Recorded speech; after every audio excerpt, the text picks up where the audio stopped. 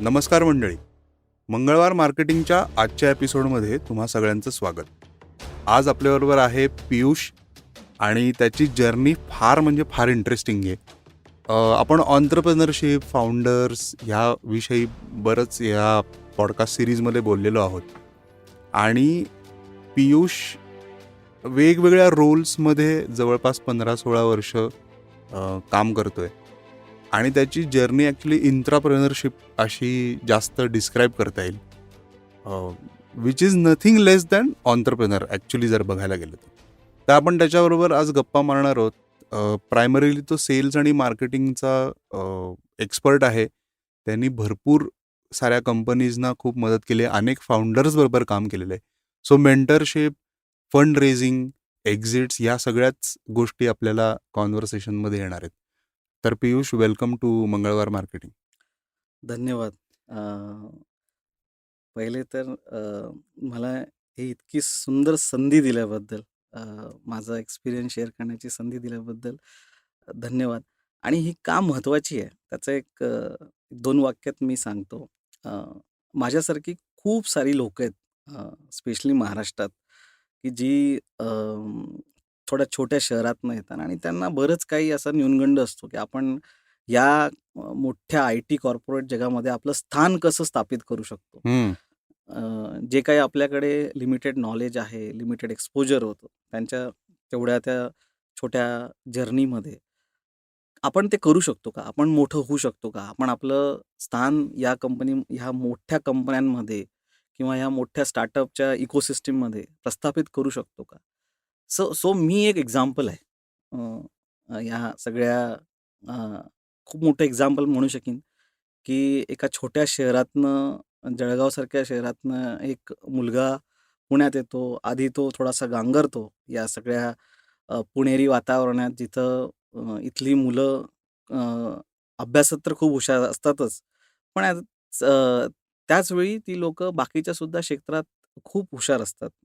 ते अगदी खेळात असू देत, नाटकात असू देत किंवा विविध ॲक्टिव्हिटी ज्यावेळी करत असतो आपण, सांस्कृतिक ॲक्टिव्हिटी, पर्सनॅलिटी डेव्हलपमेंट जर मी पूर्ण म्हणायचं म्हटलं, तर ही लोकं फार पुढे असतात. आणि ह्या इथं आल्यानंतर सर्वसाधारण माणूस थोडासा गांगरतो आणि तो विचार करायला लागतो, की आपण काय आपलं स्थान इथे कुठं आहे?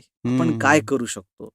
खरंच मी यांच्याशी सो टू से आपण जे म्हणतो, की आपण या रेसमध्ये आपण जिंकू शकतो का? किंवा आपण काही करू शकतो का? हा प्रश्न नेहमीच असतो आणि असाच प्रश्न मलाही जेव्हा मी जळगाववरून पहिल्यांदा इथे आलो आणि काही दिवस माझे जे सुरुवातीचे इंजिनिअरिंगचे दिवस होते, त्या काळात मला हा प्रश्न वारंवार पडत होता आणि त्या प्रश्नामुळे आपण असं म्हणू शकतो, की मी माझं स्वतःचं अस्तित्व शोधायला लागलो.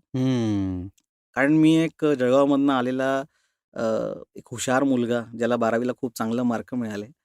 त्याच्यानंतर पुण्याला एका कॉम्प्युटर इंजिनिअरिंगमध्ये ॲडमिशन मिळते. तो कॉलेज जॉइन करतो आणि मग त्याला सगळं एकदम पुणेरी वातावरण एक्सपोज होतं.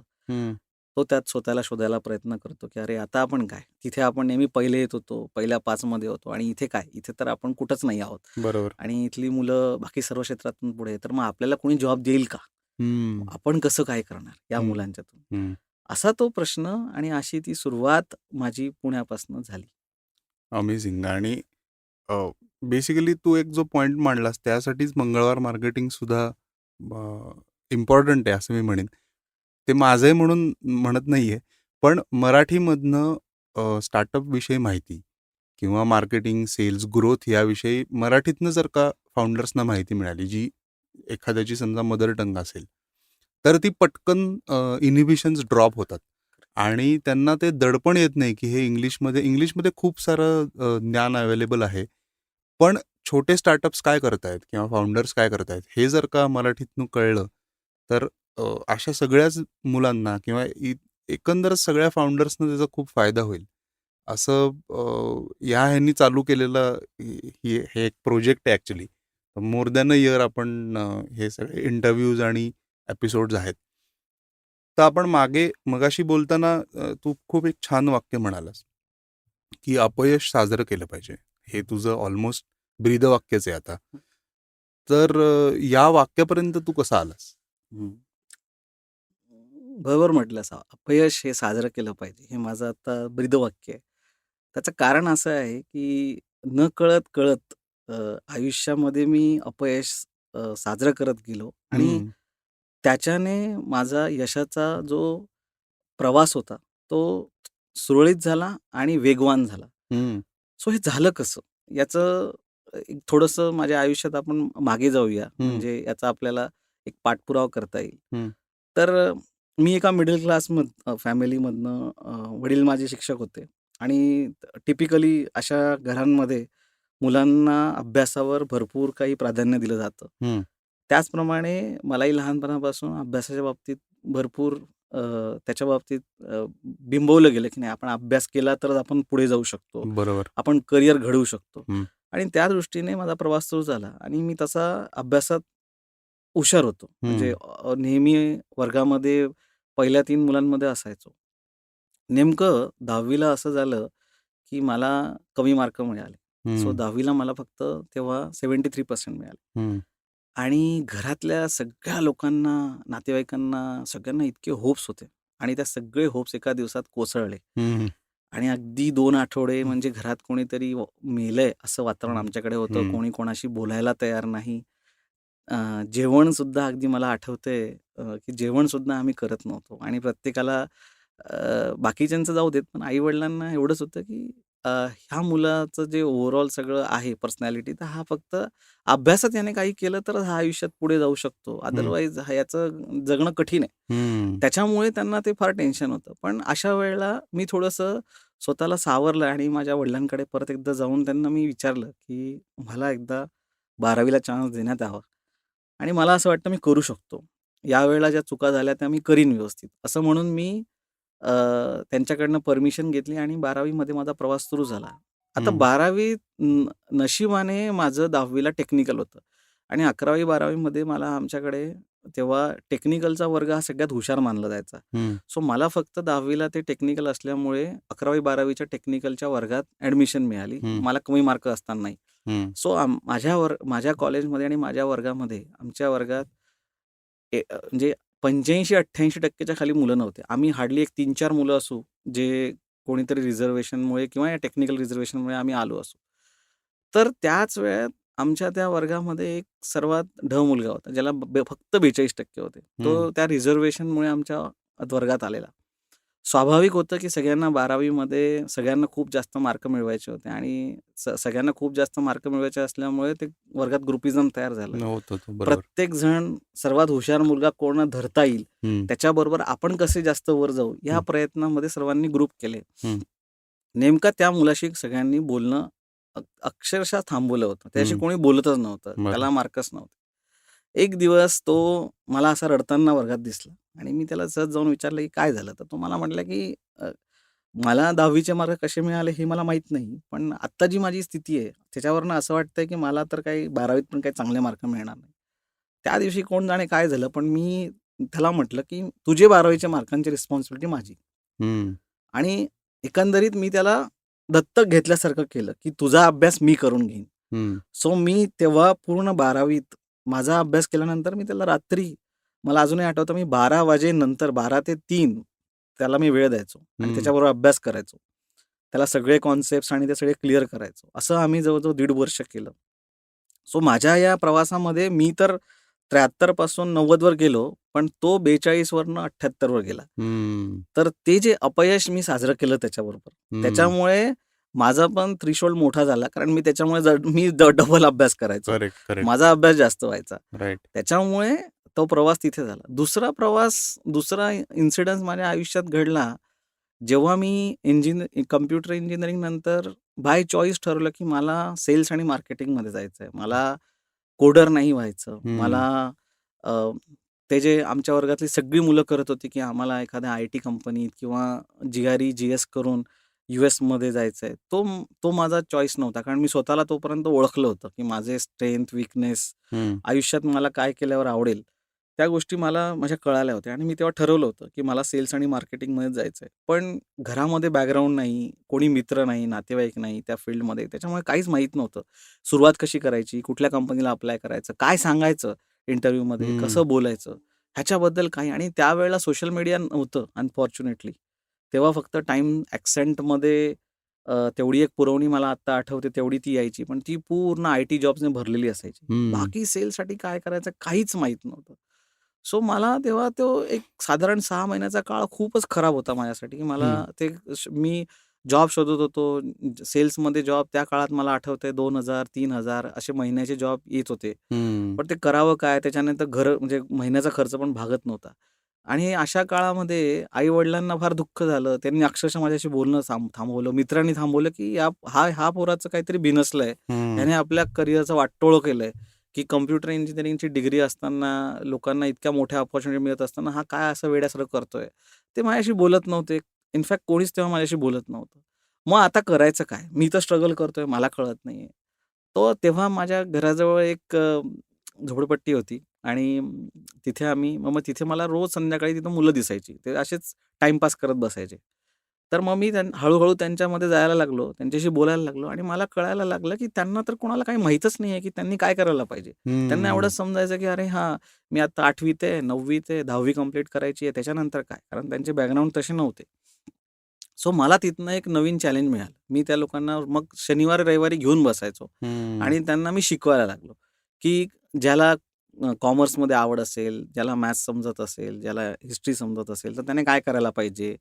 त्याने कॉमर्स करायला पाहिजे, आर्ट्स करायला पाहिजे. कारण त्यांची सगळ्यांची एवढी कुवत नव्हती, की ते मेडिकल किंवा डॉक्टर बनू शकतील. बरोबर. पण साधारण जे काही छोटे-मोठे कोणी वकील होऊ शकत होतं, त्यांना त्यांना त्यांच्या परिस्थितीनुसार जे काही त्यांच्या आयुष्यामध्ये छोटे-मोठे त्यांचे आयडॉल्स होते, ते तुम्ही कसे गाठू शकता, ह्याबद्दल मग हं. मी त्यांना थोडंसं ट्रेन करायला सुरुवात केलं. So right. तिथे मी माझं दुसरं मोठं अपयश शेअर करायला सुरुवात केली, हं. की साजरं करायला सुरुवात केली, की मलाही कळत नव्हतं, की माझ्या करिअरचं जर्नी काय आहे. पण मी अशा परिस्थितीमध्ये दुसऱ्यांना ज्यांना माहीत नव्हतं, त्यांना मी करिअर सांगायला लागलो आणि त्या प्रोसेसमध्ये मला माझं करिअर मिळालं. हं. मी आय-टी कंपनीत एका ठिकाणी सेल्समध्ये लागलो. तिथे माझं करिअर सुरू झालं आणि अशा करता-करता मग मला माझं एम-बी-ए झालं.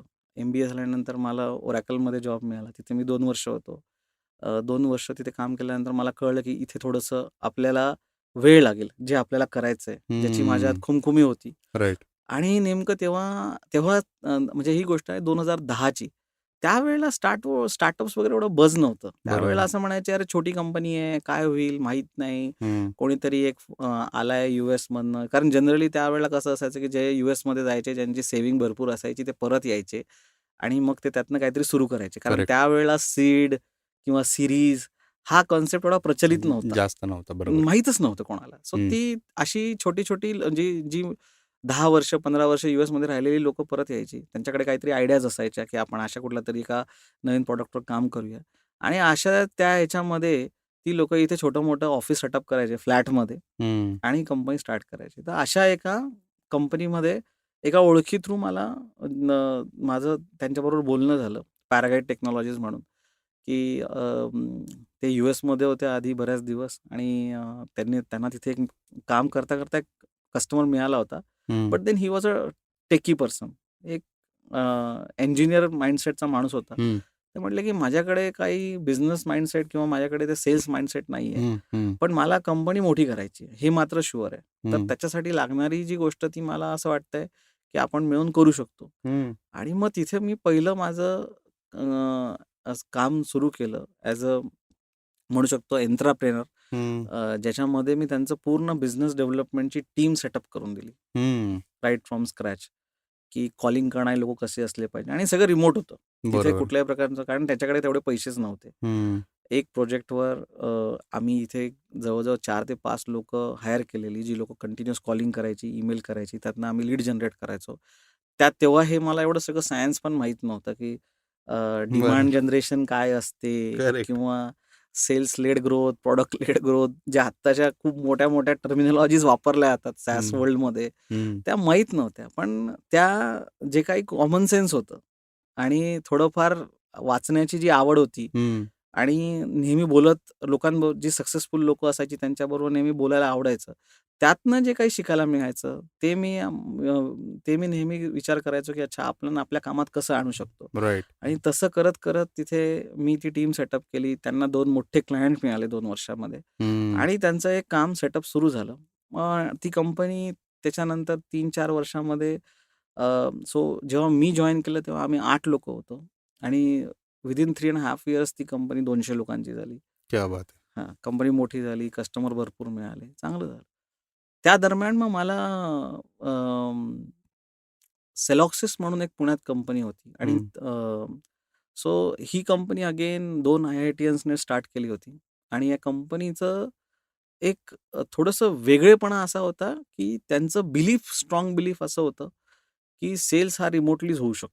बरं. त्याच्यामध्ये तुम्हाला जरी मोठे-मोठे कंपनीज तुम्हाला अक्वायर करायचे असतील, तर तुम्हाला कोणालाही भेटण्याची गरज नाही. जर हं, तुमचं प्रॉडक्ट स्ट्राँग असेल आणि तुमची जी प्रॉडक्टला डेमॉन्स्ट्रेट करण्याची एफिशियन्सी स्ट्राँग असेल, तर तुम्ही हं. हे रिमोटली खूप चांगल्या प्रकारे करू शकता आणि त्याच्याने मी थोडासा भारावून गेलो, की हे कसं होऊ शकतं? कारण ज्या माझ्या सेल्सच्या बाबतीतल्या सगळ्या कल्पना होत्या, की नाही तुम्हाला सेल्स म्हटलं म्हणजे कस्टमरच्या मागे लागायला लागतं, त्याच्या दारात जाऊन उभं राहावं लागतं, त्याच्या मीटिंग त्याच्या करा. त्याच्याबरोबर हं. मीटिंग करा, त्याच्याबरोबर जेवण करा, भरपूर काही गोष्टी आहेत हां, बरोबर, सेल्समध्ये. बरोबर.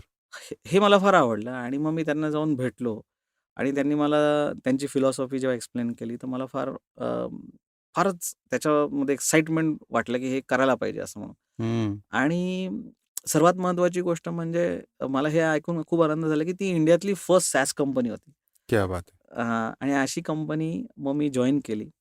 आणि तिथे कंप्लीटली आम्ही रिमोट सेल्स करायला सुरुवात केली. सो हं. जेव्हा मी ती कंपनी जॉइन केली, तेव्हा अ, आम्ही प्रॉडक्ट लायसन्स विकत होतो आणि तो आमचा रेव्हेन्यू होता. पण over a period of time जेव्हा आम्ही ते सगळं बघितलं, तेव्हा असं कळलं, की तिथे आपण भरपूर काही गोष्टी करू शकतो. हं, आणि दोघं फाउंडर्स हे खूप अकोमोडेटिंग आणि ओपन होते. ते हं, नेहमी सजेशन्स ऐकायचे आणि त्यांनी नेहमी आम्हाला संधी दिली, हं, काही ना काही करण्याची. हं. सो माझं एक असं होतं, की मी Oracleमध्ये असू देत, Paraguayमध्ये असू देत, की मग Cellosysमध्ये असू देत, मी नेहमी काही ना काही एक्सपेरिमेंट करायचो. मी राइट, एक्सपेरिमेंटपासून कधीच स्वतःला दूर नाही ठेवलं. राइट.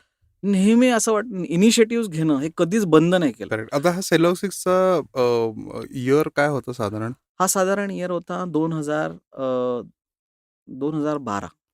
सो तेव्हा तरी रिमोट हा खूपच नवीन कॉन्सेप्ट होती आणि ती खूपच, तुला खूपच नव्हे. स्ट्राईक झाली किंवा तुला असं वाटलं, की हे आपण ट्राय आउट करायला पाहिजे. ट्राय आउट करायला पाहिजे आणि अमेझिंग. खूपच नवीन पण त्यांच्याकडे जे कस्टमर बेस होता, तो हं, इतका स्ट्राँग होता. हं, म्हणजे यूएसमधल्या बऱ्यापैकी ज्या नावाजलेल्या कंपन्या होत्या, हं. म्हणजे अगदी रोलेक्सपासून, चीज फॅक्टरीपासून ह्या कंपन्या त्यांचे कस्टमर होते. आणि नाईस. मला असं आश्चर्य वाटायचं, की हे कसं? तर हे हं, आणि कसं करतात? त्या याच्याने मग मी ती कंपनी जॉइन केली आणि मग तिथे असताना आम्ही खूप सारे इनिशिएटिव्हज घेतले. नवीन त्यांच्याकडे रेव्हेन्यू स्ट्रीम्स आम्ही ओपन केल्या. हं, आणि तो 5 वर्षाचा प्रवास सेलॉक्सिस अभूतपूर्व होता. हं, माझं स्वतःचं त्याच्यामध्ये खूप ट्रान्सफॉर्मेशन झालं. हं, सो असं जर मी असं स्वतःला म्हणेन, की SaaSची जी बाराखडी होती, ती माझी तिथे लिहिली गेली. हं. क्या बात है! की SaaS म्हणजे काय? ते का त्याला का जे आपण म्हणतो, की फ्युचर इज SaaS नाऊ. का ते हं. फ्युचर आहे? बरोबर. का लोकं त्याला प्रिफर करतात? त्याचे बेनिफिट्स काय? कंपन्यांना होणारे फायदे आणि का Indian entrepreneurs are most successful in SaaS world. ह्याचं हं, सगळं जे गमक होतं ते तिथे मला शिकायला मिळालं. आता ते 5 वर्ष होत असताना अ, माझा एक मित्र होता MITचा क्लासमेट सचिन भारद्वाज म्हणून. त्याने 2007 मध्ये टेस्टीखाना नावाची कंपनी पुण्यात सुरू केली होती हं. आणि ती माझ्या मते पुण्यातलं फर्स्ट सक्सेसफुल एक्झिट होतं. हो. जे फूड पांडाने अक्वायर केलं होतं राइट. 2014 मध्ये. Yes, yes. सो 7 वर्षामध्ये कंपनी सुरुवात करून त्याने 2014 मध्ये एक्झिट घेतलं होतं हं, आणि त्याच्या सुरुवातीच्या काळात 2007 मध्ये जेव्हा त्याने कंपनी सुरू केली होती, त्या काळात त्याच्याकडे लोकं नव्हती आणि स्पेशली त्याला सेल्स मध्ये त्याला सपोर्ट हवा होता. हं. तर मी माझं MBA करत असताना त्याला साइड बाय साइड सपोर्ट केला होता आणि मला अजूनही आठवतं, की पुण्यातली पहिली 30 रेस्टॉरंट्स त्याला आणून देण्यात मी त्याला मदत केली होती. अमेझिंग. तर अ, आणि तो पण इनिशिएटिव्ह होता. हं, त्याच्यामध्ये असं कुठल्याही प्रकारचं कॉम्पेन्सेशन किंवा काही तो भाग नव्हता. एक एक शिकायला मिळणं म्हणजे मला बरेच वेळा लोकं म्हणायचे, की "ह्याच्यातनं काय तुला मिळणार आहे?" हो. की रेस्टॉरंटला जाऊन काय मिळणार आहे? तू आता MBA केलंयस, आय-टी कंपनीला आधी तू सेल्स पर्सन होता. तुझा याचा काय संबंध? त्याचं असं नसतं. शेवटी फंडामेंटल्स रिमेन्स द सेम. बरोबर. तुम्हाला सेल्सची नॅक असते, काय त्याच्यातले काही फंडामेंटल्स असतात. ते तुम्हाला वारंवार चेक करत राहणं गरजेचं असतं आणि ती एक गोष्ट मला वाटत होती, की त्याला करून देता पाहिजे. हं, ती केली आणि मग 2014 नंतर जेव्हा याला थोडंसं त्यातनं एक्झिट मिळालं, हं, तेव्हा हा बऱ्याच नवीन-नवीन आयडियावर काम करत होता. हं. आणि मग त्याला आयडियावर काम करत असताना अ, मग तो मला भेटला एकदा आणि त्याने मला सांगितलं, की मला क्यू मॅनेजमेंट म्हणजे कारण India being one of the largest populated country in the world आपल्याकडे बऱ्याच गोष्टींसाठी ही क्यू आत्ताही असतं. आपल्याला क्यू असते, हं, लाईन असतेच. हं. तर तो क्यू मॅनेजमेंट नावाचा कॉन्सेप्ट घेऊन येत होता. त्याच्याकडे आयडिया होती, त्याच्याकडे पैसेही होते तेव्हा. कारण त्याला एक्झिट रिसेंट मिळालं एक्झिट होतं. मिळालेला होता. हं, हं. पण तो म्हणत होता, की मला असा एक माणूस पाहिजे, की जो हे अ, कारण क्यू मॅनेजमेंट म्हटलं म्हणजे हे फार लोकल झालं आणि महाराष्ट्रात सुरू करायचं असेल तर मराठी येणं गरजेचं आहे. हं, तर त्याच्यामुळे तो म्हटला, की "तू मला माझ्या कोर टीमचा पार्ट होऊन जर तू जॉइन केलंस, तर त्याचा सगळ्यांना फायदा होईल." हं. आणि मलाही थोडं चॅलेंजिंग वाटलं कारण सेलॉक्सिसमध्ये 5 वर्ष झाले होते मला आणि मला असं चॅलेंजिंग वाटलं. आणि परत एक होता, की चला इथून परत आपल्याला शून्यापासून काहीतरी नवीन एस्टॅब्लिश करायला सुरुवात मिळते. हं. 0 टू 1 ची जर्नी परत एकदा बघायला मिळेल. आणि त्या ह्याच्यातनं मग मी माझी स्विंगची सी मी नो क्यूची जर्नी सुरू झाली. See me in no no queue. Queue. Okay. त्याचा नाईस. लाँग फॉर्म होता तो राइट. आणि म्हणून त्याला मी स्विंग म्हणायचो. नाईस. सो स्विंग जेव्हा आम्ही सुरू केलं, तेव्हा आता जिथे-जिथे लाईनी, तिथे-तिथे हा आम्ही प्लॅटफॉर्म यूज करायचा प्रयत्न केला. सो हा राइट. अगेन एक SaaS प्लॅटफॉर्म होता. हं, आणि मग त्या सलून्स असतील पुण्यामधले फेमस किंवा क्लिनिक्स असतील, त्याच्यानंतर गॅरेजेस असतील, त्याच्यानंतर मला आठवतंय एक विप्रोची बहुतेक वॉक इन ड्राईव्ह होती. राइट. तिथे आम्ही यूज करून बघितलं. नाईस. त्याच्यानंतर मला आठवतंय की जेव्हा आपलं डिमॉनिटायझेशन झालं होतं, हं. तेव्हा पुण्यामध्ये ॲक्सिस बँक आणि आय-सी-आय-सी-आय बँकने पण एकदा आम्हाला यूज केलं होतं. कारण तिथे ते क्या बात है! हां, लाईन तिथेही क्यू होते तिथे क्यू तेव्हा एटीएमला भरपूर किंवा होत्या. ह्याला. हां, हं, हं, पैसे भरण्यासाठी. हं. सो ह्या वेगवेगळ्या सगळ्या ज्या यूज केस होत होत्या, इथे आम्ही सगळ्या ठिकाणी करून बघितलं. हं. पण सगळ्यात मोठा जो इम्पॅक्ट होता, तो आम्हाला दिसला हेल्थ केअरमध्ये. ओके. म्हणजे जे मोठी डॉक्टर्स होती, हं, त्यांच्याकडे साधारण जिथे 100-150 लोकांची रोजची गर्दी असते, हं, तिथे साधारण वेटिंग लोकांना 3 ते 4 तासाचं होतं हं. आणि डॉक्टरांना स्वतःला पण त्याचा खूप त्रास करेक्ट, होत असतो. करेक्ट. ते आपल्याला बाहेर जाणवत नसतं. पण जेव्हा मी स्विंगमध्ये डॉक्टरांबरोबर इतक्या क्लोजली काम केलं, तेव्हा मला कळालं, की त्यांनाही त्याचा खूप त्रास होत करेक्ट, असतो. करेक्ट. तर तो इम्पॅक्ट तिथे आम्हाला दिसला. तो ॲप्रिशिएट झाला डॉक्टर्सकडनं, पेशंट्सकडनं. त्याच्यामुळे मग आम्ही ठरवलं, की आता ही एक यूज केस घ्यायची आणि इथं हं. पुढे जायचं. राइट, आणि मग त्या अनुषंगाने आम्ही क्लिनिक्सला क्यू मॅनेजमेंट द्यायला सुरुवात केली. राइट. सो त्या साधारण 3 वर्षामध्ये आम्ही आमच्याकडे 700 डॉक्टर्स आम्ही ऑनबोर्ड केले होते. हं, 7 डिफरंट सिटीजमध्ये. हं, म्हणजे महाराष्ट्रामध्ये मुंबई, पुणे, नाशिक, त्याच्यानंतर हैदराबाद, इंदोर होतं आमच्याकडे आणि दिल्ली होतं. असे हं, 7 सिटीजमध्ये आम्ही हे ॲप इम्प्लिमेंट केलं होतं. हं. 3.5 वर्षामध्ये साधारण आमच्याकडे जवळ-जवळ 20,00,000 कस्टमर होते. क्या बात है! 20,00,000 ॲक्टिव्ह युजर्स हे जे बी2सी वाले सगळे तर हे थोडंसं बी-टू-बी आणि बी-टू-सी मिक्स हायब्रिड होतं. होतं. हं. आधी डॉक्टरांना म्हणजे बी-टू-बी येस, येस. आणि नंतर डॉक्टरांकडून ते बी-टू-सी पेशंट्सकडे. व्हायचं, करेक्ट, पेशंटला व्हायचं. करेक्ट. असं ते हायब्रिड मॉडेल होतं. हं, आणि पहिल्यांदा मला ॲक्चुअली तेव्हा कळालं, की बी-टू-सीचा इम्पॅक्ट किती मोठा असतो. म्हणजे हं. मी माझ्या आयुष्यात आत्तापर्यंत बी-टू-बी करत होतो. म्हणजे ज्याला आपण ग्लॅमर म्हणतो, हो. ते ग्लॅमर मला स्विंगमध्ये त्याचा प्रत्यय आला. कारण मी 3.5-4 वर्षानंतर नाशिकमध्ये, मुंबईमध्ये किंवा पुण्यामध्ये जनरली जिथेही जायचो, फंक्शन्समध्ये, लग्नामध्ये, लोकं मला नक्की "अरे, ते तुझा ॲप आहे का?" आणि ते डॉक्टरांना हं. आम्हाला असं करायचं. तिथे लोकं कंप्लेंट्सही करायचे काही-काही छोट्या फीचर्सची. पण ते येतच ते एक बरोबर. रेकग्निशन कळायचं, की राइट, आपण काहीतरी इम्पॅक्ट क्रिएट करतोय. राइट. आणि त्या इम्पॅक्टमधनं माझं ते सकाळमध्ये सकाळ टीव्हीवर एकदा माझं मुलाखत पण झाली होती. हं. त्याच्यामधनं की महाराष्ट्रातले टॉप 6 ॲप्स की ज्यांनी सर्वसाधारण माणसावर इम्पॅक्ट क्रिएट केला. Amazing, amazing. अशामध्ये ते आमचं 2018ला तिथे सकाळमध्ये आमचं त्याच्यामध्ये मुलाखत आणि एक त्याचं ओव्हरऑल काय आहे हं, कॉन्सेप्ट त्याच्यासाठी त्याची मुलाखत झाली होती. हं. तर या 3.5 वर्षामध्ये जवळ-जवळ आम्ही एका दिवसाला 6,000 अपॉइंटमेंट्स बुक करायचो. वॉव! आणि ते सगळी मोठी अपॉइंटमेंट म्हणजे हं, राइट फ्रॉम पुण्यातलं त्यावेळेला आमच्याकडे मला आठवतं गुप्ते हॉस्पिटल होतं. हं. त्याच्यानंतर ढेकणे सर होते चिंचवडमधले. हो. सो असे भरपूर प्रचलित डॉक्टर्स तेव्हा आमच्याकडे होते. डॉक्टर दामले होते. तर ह्या सगळ्यांच्या ओ-पी-डी खूप हेवी असतात आणि त्या हं. संदर्भात त्यांना आम्ही मग ते ओ-पी-डी मॅनेजमेंटमध्ये हेल्प करायचो. सो 3.5 वर्षानंतर सो या मधल्या काळामध्ये 2-2.5 वर्षानंतर जेव्हा मॅनेजमेंटच्या लक्षात आलं, की ज्या प्रकारचं इन्व्हॉल्वमेंट माझी होती ओव्हरऑल राइट फ्रॉम जे ॲप ची जी अ, फ्रॉम फीचर साइड, त्याच्या प्रॉडक्ट म्हणजे साइड, प्रॉडक्ट डेव्हलपमेंटपासनं. प्रॉडक्ट डेव्हलपमेंटपासनं त्याचं सेल्स, त्याचं ऑपरेशन, त्याचं कस्टमर हं. सपोर्ट हे ज्या प्रकारे हँडल करत होतो, त्याप्रमाणे त्यांना असं वाटलं, की हा आणखी जास्त बेटर प्रमाणे करू शकेल आणि त्या हं. ह्याच्याने मला मग तिथे प्रमोशन होऊन मी त्या कंपनीचा सीईओ झालो.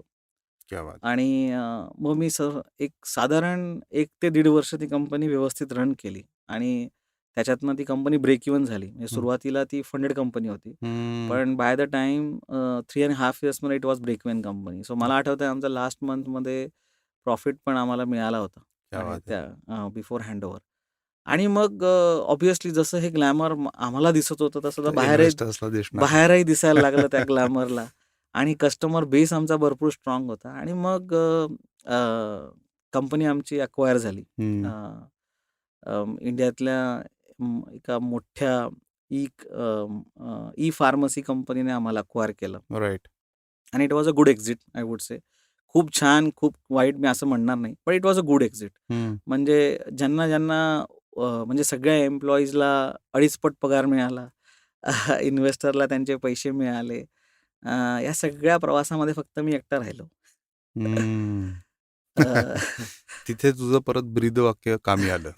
तिथे परत माझं ब्रीदवाक्य कामी आलं. येस. तर पण जनरली एक फक्त थोडा एक मध्ये एक विचारायचं आहे, की जनरली जेव्हा कंपनी ॲक्विजिशन किंवा ॲक्वायर होते कंपनी, त्यावेळेस युजुअली जे टॉप मॅनेजमेंट असतं त्यांना हा अनुभव येतोच. म्हणजे फॉर एक्झाम्पल सीईओ रिटेन झालाय, असं खूप कमी वेळा होतं. कारण त्या दुसऱ्या कंपनीचा कोणीतरी येऊन तिथे ऑपरेशन्स करतो. तर तो एक जरी साईड झाली, तरी तुला ते डायजेस्ट होणं थोडंसं अवघड वाटू शकलं असतं, की अरे आपण एवढी कंपनी ग्रो केली आणि आपण आता त्या जर्नीचा पार्ट नाही आहोत. करेक्ट. सो हा फार मोठा धक्का माझ्यापेक्षा मी म्हणेन माझ्या फॅमिलीला आणि माझ्याबरोबर जी लोकं कामं करत होती, त्यांना फार मोठा धक्का होता. येस. की ज्याला कंपनीचं म्हणजे असं होतं, की कंपनीच्या जिथे कोडिंग केलं जातं, त्या कंपायलरवर सुद्धा "Piyush only knows this" yes. असं म्हणून कमेंट होते. हं. तर अशा कमेंट असताना आणि असे म्हणजे सगळे डॉक्टर 700 डॉक्टर मला नावाने ओळखत पर्सनली होते. ओळखत होते. त्यांच्याकडे माझे नंबर होते. आमच्या प्रत्येक दिवाळीला, दसऱ्याला आमचे ग्रीटिंग्स शेअर व्हायचे. हं. असा पर्सन अचानक कंपनीमध्ये स्मिंगच्या इकोसिस्टममध्ये दि दिसू नये, हं. हा म्हणजे सगळ्यांसाठी खूप मोठा धक्का होता. माझ्या फॅमिलीलाही खूप धक्का होता. माझी बायको तर 2-3 दिवस मला अजूनही आठवतं, ती सारखी अश्रूच गळत होती आणि मला विचारत होती, "असं का?" हां. आता याचं उत्तर फार कठीण आहे ॲक्चुअली. म्हणजे तू म्हटलास तसा एक अँगल असतोच तिथे, की हं. जेव्हा तुम्ही कुठली कंपनी अक्वायर करता. आता जेव्हा मी एका मोठ्या लेव्हलच्या पर्स्पेक्टिव्हने बघतो, हं. तेव्हा मला त्याच्यामध्ये 2-3 गोष्टी दिसतात. असं एक गोष्ट मी नाही म्हणू शकत, पण 2-3 गोष्टी मला सहज दिसतात, की एक तर असं असतं, की तुम्हाला जेव्हा तुम्ही कंपनी अक्वायर करता, तेव्हा तुम्हाला त्या कंपनीचं कल्चर कुठेतरी तोडायचं असतं. बरोबर. तरच तुम्ही त्यांना आपल्या कल्चरमध्ये आणू शकता. येस. आपल्या प्रोसेसेस, आपल्या स्टाईल्स याच्यात बिंबवू शकता ॲब्सोल्युटली. आणि तोच जर माणूस परत त्यात आला, तर मग ते होणं कठीण होईल. कठीण होतं. त्याच्यानंतर दुसरी महत्त्वाची गोष्ट असते, की शेवटी कंपनी ही माणसांमुळे चालत असते. हं. आणि जर तो माणूस तसाच राहिला आणि उद्या त्याने आपल्याला स्वतःला खूप मोठं एस्टॅब्लिश केलं आणि नंतर बाहेर निघाला, तर त्याचा जो डॅमेज असतो, तो फार मोठा तो असतो. पण खूप मोठा असतो. तर तो बेटर ह्यावेळेला थांबवला पाहिजे. आणि तिसरी गोष्ट मी म्हणेन, जी त्यांनी मला फीडबॅक दिलेला आणि तो कितपत खरा आहे, होता, पण त्याने मला नक्कीच फायदा झाला, की जेव्हा हं. त्यांनी मला सांगितलं, की "पियुष आम्हाला असं वाटतं, की ही कंपनी अजून खूप मोठ्या लेव्हलला स्केल झाली असती. पण ही हं. त्या लेव्हलला तुला स्केल करता आलेली नाही. आणि हं. त्याच्यामुळे आम्हाला असं वाटतं, की तुला आता आम्ही घेऊ शकत नाही. हं. त्या लेव्हलचं स्केलिंग आम्ही तुझ्यात बघत नाही." आणि हा फीडबॅक देऊन मला तिथनं सारवण्यात आलं. हं. आणि परत मग माझ्या आयुष्यात तो बॅक टू स्क्वेअर वन. सेलिब्रेशनची वेळ आली, नाईस. की की आपण आपलं अपयश परत एकदा सेलिब्रेट करण्याची वेळ आली आणि मग राइट. परत मी त्यातनं बाहेर पडल्यानंतर मग मी विचार करायला लागलो, की आता व्हॉट इज नेक्स्ट? आणि मग मला एक कळालं, की जशी माझी परिस्थिती झाली, की मला कोट अँड कोट स्केलिंग नाही जमलं. सो अशी हम्म. माझ्यासारखी बरीच लोकं असतील, की ज्यांना हे स्केलिंग आत्ता जमत नसेल आणि त्यांना नको असा त्रास व्हायला. हम्म. आणि मग मी त्या याच्यामध्ये पुण्यामध्ये जेवढे सगळे स्टार्टअप कम्युनिटीज होते, ते मी ॲक्टिव्हली पार्टिसिपेट करायला लागलो. हम्म. आणि तिथे ज्यांना अशी लोकांना गरज होती, तिथे मी त्यांना मेंटॉरशिप किंवा कोचिंग सुरू केलं. राईट. ती कोचिंग जरी त्यांच्यासाठी असलं तरी ते माझ्यासाठी जास्त होतं, हम्म. की जो माझा धडा शिकलेला राहिला होता हम्म. कोचिंग स्केलिंगचा, करेक्ट. तो मी गिरवायला सुरुवात केली. पॉलिश होत होतं तुझं पण गोष्टी. मी तेवढा अभ्यास सुरू केला. येस. मी एक्सपेरिमेंटेशन सुरू केले. बऱ्याच कंपन्यांनी मला तेव्हा सपोर्ट केला हम्म. आणि मग मी तिथे जवळ-जवळ 10 ते 15 स्टार्टअप्सबरोबर मी खूप क्लोजली काम केलं. राईट. तिथला मला अनुभव ऐकायला खूप आवडेल. म्हणजे आपल्या लिस्नर्ससाठी सुद्धा खूप व्हॅल्युएबल असणार आहे तो. तर तिथे मला एक प्रश्न फक्त तुला हं. प्लग करायचा आहे, की आता मी सुद्धा 2013 पासनं स्टार्टअप्स बरोबरच काम करतोय आणि मोस्टली सगळ्या अर्ली एज स्टार्टअप्स आहेत, की जिथे त्यांचे प्रॉब्लेम्स खूप कॉमन असतात, की पैसे नाही आहेत बेसिक. कस्टमर्स खूप हवेत, मार्केटिंग करायचंय, पण पैसे नाही आहेत आणि प्रोडक्टवरती ऑब्व्हियसली पॅरलली काम चाललेलं असतं. तर अनेक स्टार्टअप फाउंडर्सशी जेव्हा मी बोलतो, त्यावेळेस त्यांचा एक ओव्हरऑल एक जो फीडबॅक मला जो जाणवतो ट्रेंड, की त्यांना ना आपण जर का किंवा त्यांना मेंटर्सची गरज आहे. इथे पण एक थोडा प्रॉब्लेम आहे. म्हणजे त्यांना ते जाणवत नाही खूप दिवस झाल्याशिवाय. तर मला ह्या एपिसोडमधनं ते पण सांगायचं लोकांना, की स्टार्टअप फाउंडर्सला एखादा मेंटर असणं, म्हणजे तो तुम्ही पेड असाइनमेंट घेताय, फ्री कोचिंग मिळतंय तुम्हाला, अ, तुम्ही चहा पाजून कोचिंग घेताय, व्हॉटेव्हर. पण मेंटरशिपची किती गरज आहे स्टार्टअप्सना आणि ॲज अ मेंटर तुझा कसा अनुभव होता ह्या 10-15 स्टार्टअप्स बरोबर? सो तू खूपच महत्त्वाचा प्रश्न विचारलायस. म्हणजे खूप महत्त्वाचा प्रश्न आहे हा मी म्हणेन. सो मी तुला एक साधं एक्झाम्पल देतो, हं. की सर्व घरात एक प्रॉब्लेम असतो, की सगळ्यांना वेट कमी करायचं असतं. हं. सो वेट कमी करताना मला एक सांग, की आपण जर असं ठरवलं, की आज माझं वेट समजा 90 केजी आहे आणि मला ते 70 केजी आणायचं आहे. बरोबर. तो आणणार कसा? हं. नुसतं जिमला जाऊन नाही होत ते. हं. त्याच्यामध्ये तुला कारण now it has become a science. हं. आधी ती एक छोटी गोष्ट होती, की आपल्या घरातच सांगायचे आपल्याला, "अरे, रात्रीचं जेवण बंद कर. हं. सकाळी थोडंसं 2 तास पळून ये." असं आपल्याकडे आधी सांगितलं जायचं बरोबर. आणि ती आपण कोणीतरी करायचो. 100 लोकं करण्यामध्ये आता दीक्षित डाएट फॉर एक्झाम्पल. हं. दीक्षित डाएट किती लोकांनी फॉलो केलं आणि किती लोकांना फायदा झाला? ज्यांनी स्ट्रिक्टली फॉलो केलं, ज्यांच्यामध्ये तो स्टॅमिना होता, सगळं होतं. त्यातली मी म्हणतो 2% लोकं सक्सेसफुल झाली. पण बरोबर. 98% लोकांना काय झालं? ते हं. नाही करू शकले आणि हं. त्यात तो त्यांचा पुढचा जो उत्साह होता तो पण गेला. करेक्ट. सो हेच सेम अप्लिकेबल होतं स्टार्टअपला. स्टार्टअप्ससाठी. स्टार्टअप सुद्धा आता एक सायन्स झालंय. स्टार्टअप हं. तुम्ही स्केल कसं करता हे सायन्स आहे. हं. कारण आधी कसं होतं, की तुम्ही तुम्ही स्टार्टअपमध्ये कसं असायचं, की आधी स्टार्टअपमध्ये एंट्री करणारी लोकच खूप कमी होती. आता करेक्ट. ते इतकी लोकं आली आहेत. सगळेच स्टार्टअप झालेत. सगळे स्टार्टअप झालेत. हं. त्याच्यामुळे तुम्ही ज्या आयडियावर काम करताय, ती आयडिया कॉपी होण्याची शक्यता फार जास्त असते. जर हं. तुम्ही त्याच्यावर त्वरित ॲक्शन नाही घेतली. बरोबर. त्यात तुम्ही त्वरित पुढेच नाही गेलात. आणि आता त्या प्रत्येक स्टेजमध्ये फॉर एक्झाम्पल म्हणजे तुम्ही आयडिया लेव्हलला असताना तुम्ही प्रोटोटाइप लेव्हलला जाण्यापर्यंतचा प्रवास काय असला पाहिजे? तुम्ही हं. काय केलं पाहिजे? प्रोटोटाइपपासून तुम्ही प्रॉडक्ट मार्केट फिट करण्यापर्यंत तुम्ही काय केलं पाहिजे? हं. तो एक प्रवास आहे. प्रॉडक्ट मार्केट फिट झाल्यानंतर तुम्ही पहिलं सेल्स चॅनल ओपन करण्यासाठी काय केलं पाहिजे? करेक्ट. आणि पहिलं सेल्स चॅनल ओपन केल्यानंतर तुम्ही जिओग्राफी वाईज कसं त्याला स्केल केलं पाहिजे, राइट. हे एक सायन्स. बरोबर. आता हे सायन्स जर तुम्ही स्वतः लढवत बसलात, तर त्यात हं. तुमचा वेळ जाणार. वेळ जाणार आहे. सापडत नाही हा प्रश्न नाहीये. बरोबर. सापडतं सगळ्यांना. पण तो जो वेळ जातो, स्पीड पाहिजे. स्पीड पाहिजे. तो वेळ जाण्यामध्ये तुमचा उत्साहही बऱ्याच वेळा कमी होतो. तुमचे पैसेही बऱ्याच वेळा कमी होतात. हो. आणि मग नंतर आपल्याला असं वाटतं, "अरे, हे होणार आहे की नाही होणार आहे?" आणि मी बघितलं की बरेचशी लोकं ह्या फक्त कारणामुळे सोडतात, की "अरे, मी इतक्या 2 वर्षापासून ट्राय करतोय, काही होतच नाहीये. ते पुढेच जात नाहीये." कारण मग मला कसं करायचं? परवाच एक एक स्टार्टअप फाउंडरशीच बोलत होतो. त्यांनी मला हा प्रश्न विचारला. तर साधारण सिमिलरच उत्तर माझं होतं. त्यांनी मला तोच प्रश्न विचारलेला, की तुला का वाटतं, की स्टार्टअप लवकर सोडतात लोकं किंवा सोडतात?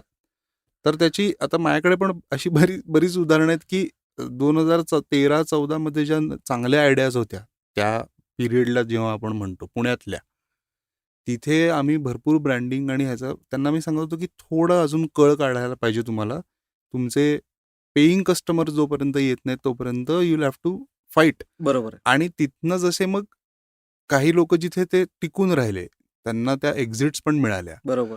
आणि मग जेव्हा आता मागे वळून त्या दिवशी आम्ही बोलत असताना काही ईमेल्स काढले 2013-2014चे, तर त्याला मी दाखवलं की अरे बघ, ही आयडिया होती, ही आत्ता XYZ कंपनी करती ऑलरेडी. बरोबर आहे. तर ह्या मोठ्या होण्याची पोटेन्शियल्स होती ह्या सगळ्यांकडे. आणि तोच तो आहे की पटकन क्विट करणं, किंवा जसं तू आत्ता म्हणालास की स्पीड न मिळाल्यामुळे काही गोष्टी मागे राहून जातात स्टेपमधल्या. आणि तुला याच्यातलं एक सगळ्यात मोठं याच्यातलं मर्म सांगतो काय. हम्म, कसं असतं, आपल्याकडे आपण स्टार्टअप बऱ्यापैकी लोक सुरू करतात. हम्म, पण काय असतं ना, प्रत्येक फाउंडरचे स्ट्रेंथ आणि वीकनेस असतात. करेक्ट.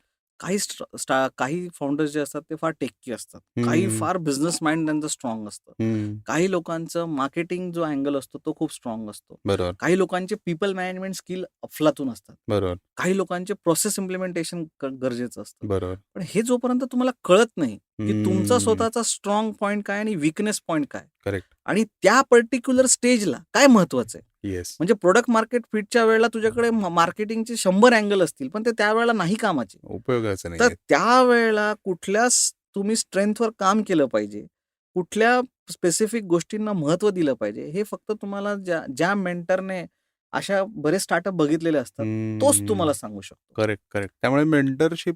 त्याचा खूप मोठा तिथे त्याच्यामुळे त्याचा रोल खूप मोठा आहे तिथे. इनफॅक्ट आत्ताच्या लेव्हलला आयमोकामध्ये सुद्धा आम्ही किती लोकांकडनं मेंटरशिप घेतो की ज्यांनी मायक्रोसॉफ्ट, ओरॅकल किंवा खूप मोठी जी स्टार्टअप आहे जगातली, जशी वर्कडे आहे, फ्रेशवर्क्स आहे बरोबर. किंवा हबस्पॉट आहे, की ज्यांनी ते $10 बिलियन त्याच्यापेक्षा मोठ्या कंपन्या बनवल्या आहेत. तर त्यांना Yes. माहिती आहे की या स्टेजमध्ये त्यांनी काय केलं होतं. करेक्ट. अशा लोकांकडनं सुद्धा आम्ही आता मेंटरशिप घेतो या लेव्हलला सुद्धा, आणि ते घेणं गरजेचं आहे. कारण आम्हाला कारण हे आम्ही आधी कधी केलेलं नाहीये. Exactly. It is as simple as that. जे गणित आपण आधी सॉल्वच नाही केलं, करेक्ट. त्या सॉल्व्ह करण्यात वेळ घालवण्यापेक्षा ज्याने सॉल्व्ह केलंय त्याच्याकडनं जर आपण मेंटरशिप किंवा गायडन्स घेऊ शकलो, तर आपल्याला त्यात जास्त फास्ट मजा येते आणि पुढे जातो आपण. ॲब्सोल्युटली. आता बरेचसे काही आपले लिस्नर्स पण आहेत की ज्यांच्या छोट्या कंपन्या आहेत.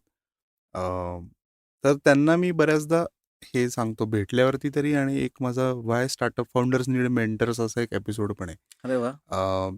तर एक सिम्पल लॉजिक जे मला आवडतं ते, की जेव्हा तुमचा पहिला कस्टमर असतो तेव्हा तुम्ही पहिल्या कस्टमर बरोबर नवीन असता. बरोबर. पहिले 10ला तुम्ही नवीन असता, पहिले 1000ला तुम्ही नवीन असता. पण कोणीतरी असतं की ज्यांनी 5000 कस्टमर्स केटर केलेले आहेत. सो त्याच्याशी जर तुम्ही बोललात तर 1 ते 5000चा तुमचा जर्नी जो आहे तो तुम्हाला इनफॅक्ट दुसऱ्याकडनं लर्निंग्स मिळून तुम्हाला तो फास्ट करता येईल किंवा शिकता सुद्धा येतं.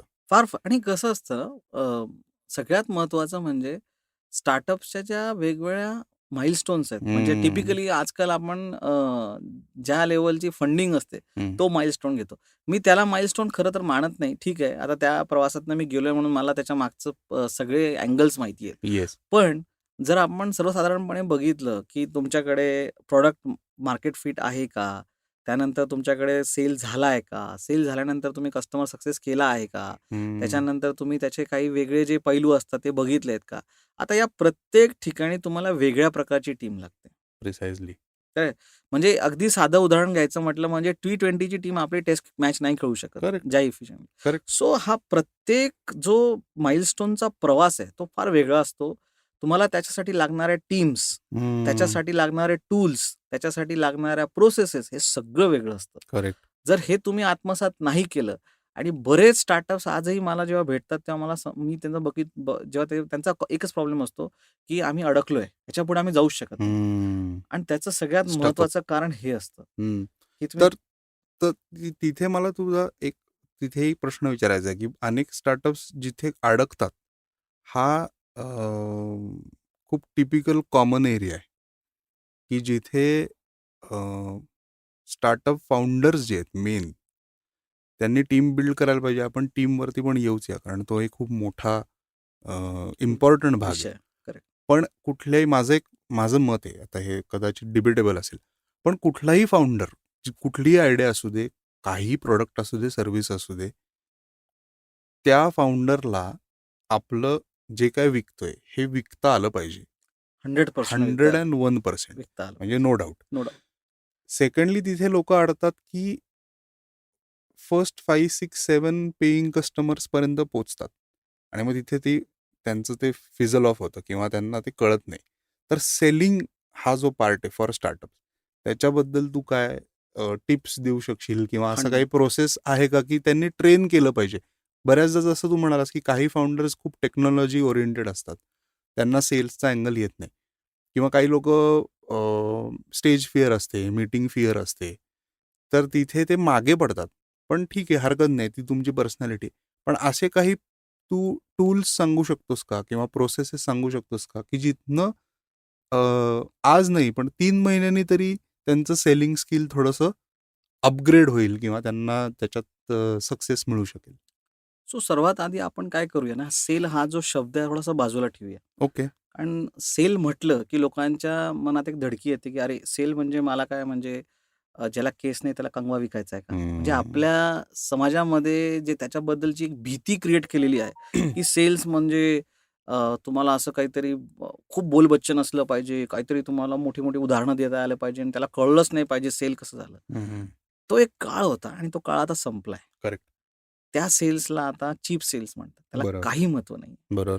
सो मी नेहमी जेवढी फाउंडर्स मला भेटतात, स्पेशली टेकी फाउंडर्स, कारण आपल्या भारतामध्ये सध्या ते टेक इनोव्हेशन हे फार जास्त घडतंय राईट. आणि तेवढं टॅलेंट आपल्याकडे आहे. येस. मी त्यांना एवढंच सांगत असतो, की तुम्ही या सेल्सला बाजू ठेवा. पण फक्त एवढंच आहे, की तुमची जी आयडिया आहे, ती फक्त तुम्ही व्यवस्थित सांगा समोरच्याला. त्यात तुम्हाला सेल करायची काहीही गरज नाहीये. करेक्ट. सेल हा शब्द बाजूला ठेवा. पण तुम्हाला ती आयडिया सांगता आली पाहिजे. राईट. आता ती आयडिया सांगताना आपण काय सांगायला पाहिजे? तर ते सांगताना आपण आधी सांगायला पाहिजे, की मी काय प्रॉब्लेम आयडेंटिफाय केलाय. येस. ते प्रॉब्लेम आयडेंटिफिकेशन सांगताना आपण त्याचे काहीतरी एव्हिडन्सेस दिले पाहिजे. बरोबर. राइट? सो फॉर एक्झाम्पल जेव्हा आम्ही स्विंगमध्ये प्रॉब्लेम सॉल्व्ह सांगत होतो, की का क्यू मॅनेजमेंट महत्त्वाची आहे? तर आम्ही तिथे सेल करत नव्हतो. पण आम्ही एवढंच सांगायचो, की सर आम्ही हे प्रॉडक्ट आणण्याच्या अगोदर 250 डॉक्टरांकडे एक सर्व्हे केला, की आत्ता मार्केटमध्ये एवढी टेक्नॉलॉजी असताना, एवढे सगळे ॲप असताना तुम्ही का यूज करत नाहात? कुठल्याही प्रकारचं का आपण टेक्नॉलॉजी यूज करत नाही? आणि सर्वसाधारण डॉक्टरांनी आम्हाला उत्तरं दिले होते, की सर्वात महत्त्वाचं उत्तर दिलं होतं, की त्यांच्याकडे डेटा एंट्री करायला किंवा कॉम्प्युटर हँडल करायला कोणीही स्टाफ नाही. बरोबर. हा त्यांचा सगळ्यात महत्त्वाचा प्रॉब्लेम त्यांनी सांगितला. कारण बरोबर. त्यांच्याकडे जी रिसेप्शनिस्ट कंपाउंडर किंवा असते किंवा रिसेप्शन असते त्या जुन्या असतात. त्यांचं आपलं एक रिलेशनशिप असतं. त्यांना ते काही बदलू नाही शकत. दुसरी महत्त्वाची गोष्ट त्यांनी सांगितलं, की मी कन्सल्टिंगमध्ये मी ऑलरेडी बिझी आहे. मी ते सोडून मी डेटा एंट्री करू शकत करू नाही शकत आणि ते नाही. कोणाला आवडतही नाही. त्यांनी आम्हाला ते पण सांगितलं, बरोबर. की आम्ही तो पण प्रयत्न केला, की मी कॉम्प्युटरकडे बघत असताना करतो. पण देन पेशंट स्टार्ट्स फीलिंग, की डॉक्टर माझ्याकडे लक्ष देत नाही, दुर्लक्ष करतोय. की करेक्ट. तो डॉक्टर आणि तिसरा त्यांनी महत्त्वाचा प्रॉब्लेम सांगितला, की उद्या या कॉम्प्युटरला काही झालं किंवा ॲपला काही झालं तर मी कोणाकडे जायचं? मला बरोबर. तर काहीच समजत नाही आणि त्याच्यानंतर आमचे एक्सपिरियन्सेस फार खराब आहे. अशा कंपन्या येऊन लक्ष गेल्या. देत नाही किंवा ते इतके एक्झॉर्बिटंट चार्ज करतात, की आम्हालाच कळत नाही, की हे त्यांनी बरोबर चार्ज केलं की काय? त्या भीतीपोटी आम्ही कुठल्याही प्रकारचं सॉफ्टवेअर यूज करत नाही. करेक्ट. आता ह्याच्यामधनं आम्ही ह्या सर्व्हेमधनं सिंपल त्याच्यातनं सोल्युशन काढलं, की अच्छा जर यांच्याकडे टेक सेव्ही स्टाफ नसेल, तर आपण काय करू शकतो? तर आपण एक मोबाईल ॲप काढू शकतो. मोबाईल ॲप सगळ्यांना यूज करता येतो आणि त्यातही आम्ही आमचा पूर्ण यूआय हा सेम टू सेम WhatsApp सारखा डिझाइन केला. क्या बात. त्याच्यामुळे बिहेवियर त्याचं चेंज झालं नाही. जसा तो WhatsApp यूज करतो, तसाच सिमिलरली तो आमचा ॲप यूज करू शकतो. म्हणजे लर्निंग कर्वच कमी झाला युजरचा. ॲब्सोल्युटली तसं केलं. दुसरी महत्त्वाची गोष्ट आम्ही याला SaaSमध्ये कन्व्हर्ट केलं. त्याच्यामुळे तुमच्या पीसीवर आम्हाला लोड करायचा नाही. तो खराब होणार नाही, त्यातला डेटा जाणार नाही आणि काहीच होणार नाही. सो तुम्ही कधीही मोबाईलवर लॉग इन करा. तुमचा डेटा तुमच्या जवळ आहे. करेक्ट. तर हा प्रॉब्लेम दुसरा. आणि तिसरा प्रॉब्लेम मी जसं तुम्हाला सांगितलं, की त्यांना जो वेळ जात होता, तर त्याच्यामध्ये आम्ही बऱ्याच ऑटोमेशन आणलं. त्याच्यामुळे त्यांना डॉक्टरांना कधी त्याची यूज करायची गरजच पडली नाही. पेशंटला स्वतःच पेशंट बघायचा आणि तो अलर्ट होऊन यायचा. तर हा आता ह्याच्यात मी काहीही सेल केलेलं नाही. बरोबर. पण हे मी एक सांगितलं, की आम्ही प्रॉब्लेम आयडेंटिफाय कसा केला, त्याचे एव्हिडन्सेस काय होते आणि मग ह्या प्रॉब्लेमवर आम्ही सोल्युशन काय आणलं. करेक्ट. That's all. जे तुमच्याकडे जेन्युइनली आहे ते तुम्ही सांगा आणि यातल्या बऱ्याच कारण सुरुवातीच्या स्टेजला बऱ्याच गोष्टी आपल्याकडे बनवलेल्या नसतात. बरोबर. फक्त आपल्या डोक्यात आयडिया असतात, की हे मी असं बनवू शकतो. करेक्ट. पण हे जाऊन आपण व्हॅलिडेट केलं पाहिजे, करेक्ट. की सर मी समजा आत्ता माझ्याकडे हे फीचर नाहीये, पण मी हे समजा बनवलं. तर तुम्हाला वाटतं का, की तुम्ही याच्यासाठी आम्हाला काही पैसे पे करू शकता? हं. सो जेव्हा आम्ही स्विंग सुरुवातीच्या काळामध्ये क्यू मॅनेजमेंट मॅनेज करत होतो.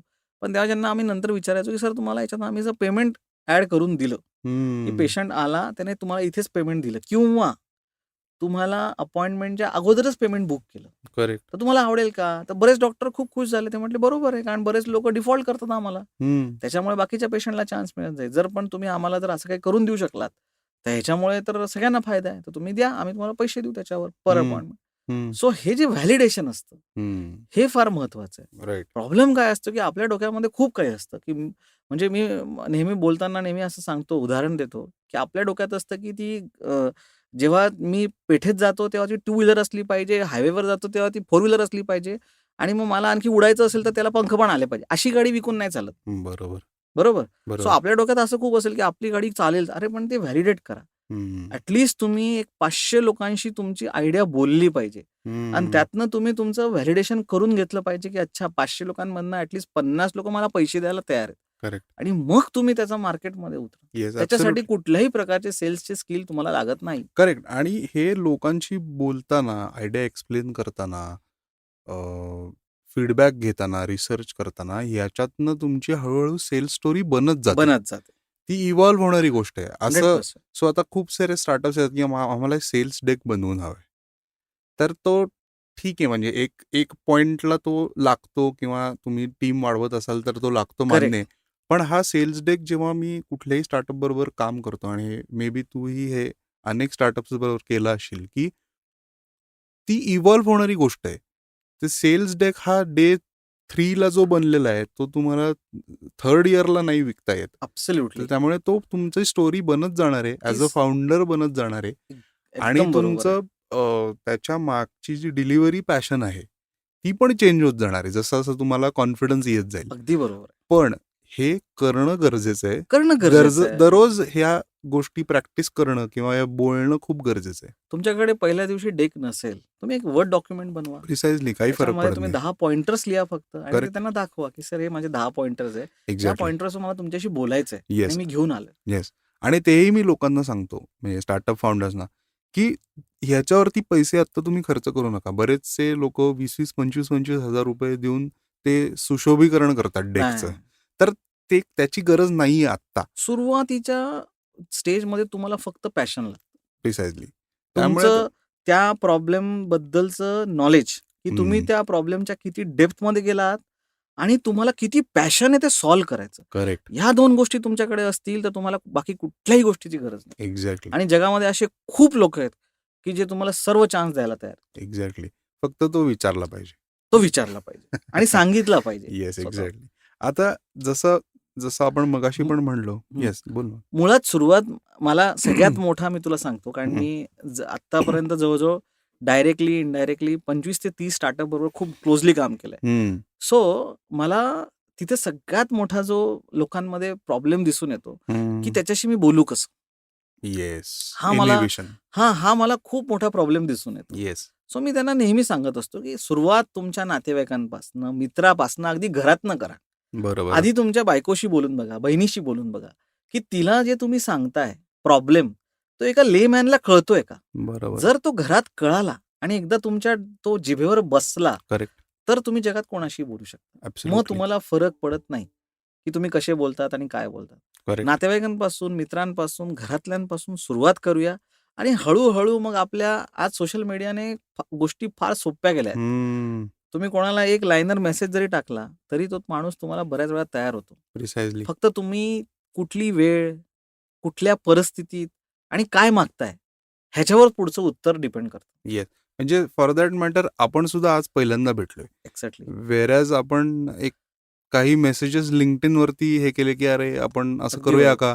का? चांगला होईल एपिसोड." तर "हां, ठीक आहे, करू. शनिवारी करू." व्हॉटएव्हर. येस. सो सो ते विचारणं गरजेचं आहे. मी जर विचारलं नसतं, तर आपली आज झालीच कदाचित नसती. भेट झाली अगदी नसती. बरोबर, अगदी बरोबर.